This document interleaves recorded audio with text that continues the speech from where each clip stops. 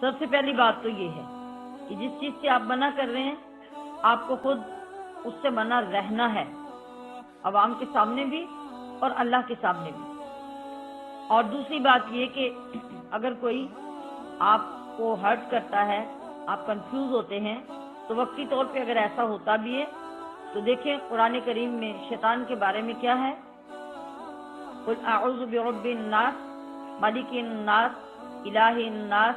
من شر الوسواس الخناس الذی یوسوس فی صدور الناس من الجنۃ والناس، کہ یہ جنوں اور انسانوں میں سے جو شیطان ہیں یہ تمہارے اوپر پلٹ پلٹ کر حملہ کرتے ہیں، پلٹ پلٹ کر۔ اگر آپ کے سامنے شیطان آتا ہے اور آپ کو بہکاتا ہے ایک کام سے تو آپ قائم ہو جاتے ہیں کہ نہیں نہیں یہ غلط کام ہے، میں نے یہ نہیں کرنا، میرے رب اور میرے رسول کے حکم کے خلاف ہے، تو کیا ہوتا ہے وہ دبک جاتا ہے۔ کیا مطلب ہوتا ہے؟ جیسے وہ ایک بندہ آپ کے اوپر حملہ کرتا ہے، آپ متوجہ ہوتے ہیں تو وہ کہیں چھپ جاتا ہے، سکڑ کر بیٹھ جاتا ہے کہ آپ کو نظر نہ آئے، اور آپ جب دوبارہ سے اپنے کام میں مشغول ہوتے ہیں تو وہ پھر پیچھے سے حملہ کر دیتا ہے۔ تو یہ شیطان کا کام ہے۔ وہ کیا کرتا ہے، ایک چال جب چلتا ہے اور ہم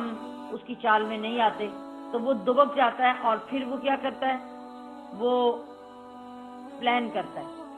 کہ اب میں کسی اور طریقے سے اس پہ حملہ کروں۔ وہ پہلے والا ٹارگٹ چھوڑ دیتا ہے، وہ نئی پلاننگ کر کے نئے طریقے سے پھر بندے پہ حملہ کرتا ہے۔ اب بھی اگر بندہ مائل نہیں ہوتا تو وہ کمزور نہیں پڑتا، وہ مایوس نہیں ہوتا، وہ پھر تیسری پلاننگ کرتا ہے۔ اگر تیسری پہ بھی بندہ اس کے قابو نہیں آتا تو چوتھی پلاننگ کرتا ہے۔ اس وقت تک وہ پلاننگ کرتا رہتا ہے جب تک بندہ اس کے چنگل میں، اس کے جال میں کسی نہ کسی طرح آ نہیں جاتا۔ بے شک معمولی سی بات ہی اس کی مانے تو وہ اتنا پرعزم اور اتنا پر یقین ہوتا ہے کہ میں نے آج اتنی سی منوا لی ہے نا تو بس اب سمجھو کہ کام چل پڑا، اب میں ترتیب سے چلوں گا، تھوڑا تھوڑا کر کے اس کو منوا کے پھر اسی ٹارگٹ پہ، اسی ہدف پہ لے آؤں گا جو اصل میں میرا تھا۔ تو شیطان اپنی برائی کے لیے اتنا مستعد ہوتا ہے، وہ اپنی برائی کے لیے اتنا پرعزم اور پر یقین ہوتا ہے کہ وہ پیچھے نہیں ہٹتا، اسے چھوڑتا نہیں۔ تو ہم اگر اللہ اور اس کے رسول کی بات کو پہنچائیں اللہ کے نبی کی تقلید میں تو پھر سوچنے کی بات ہے کہ ایک لعین، ایک ابلیس، ایک شیطان اپنی شیطانی سازش کے لیے اتنا متحرک اور اتنا مضبوط ہے کہ وہ اس وقت تک جان نہیں چھوڑتا بندے کی جب تک کسی نہ کسی طرح اسے اپنے جال میں لے نہیں آتا۔ کیا فرمایا قرآن کریم نے، سوائے اس کے جو اللہ کے مخلص بندے ہیں،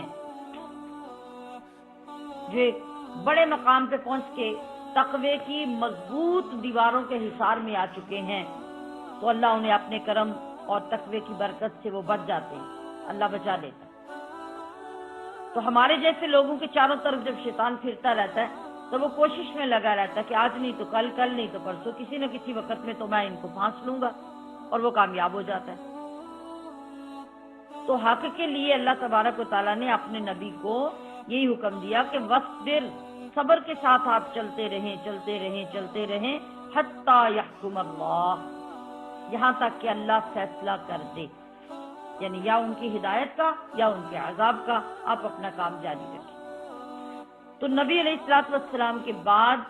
اصحاب علم کو جب یہ کام سونپا گیا تو پھر ان کے لیے بھی یہی حکم صادر ہوگا کہ وہ اپنا کام صبر سے جاری رکھیں۔ ایک طریقہ فائدہ مند ثابت نہیں ہوا تو پھر پلان کریں، پھر دوسرے سے کریں، دوسرا فائدہ مند نہیں ہوا تو پھر پلان کریں، پھر تیسرے سے کریں، مگر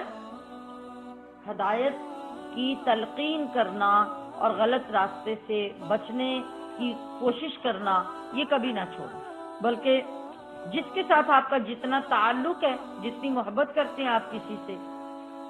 اس کے ساتھ سب سے بڑا ثبوت محبت کا یہ ہے، دوستی ہے، فرینڈشپ ہے، ریلیشن ہے، جو رشتہ داری ہے، آپ یہ سمجھیں کہ میرا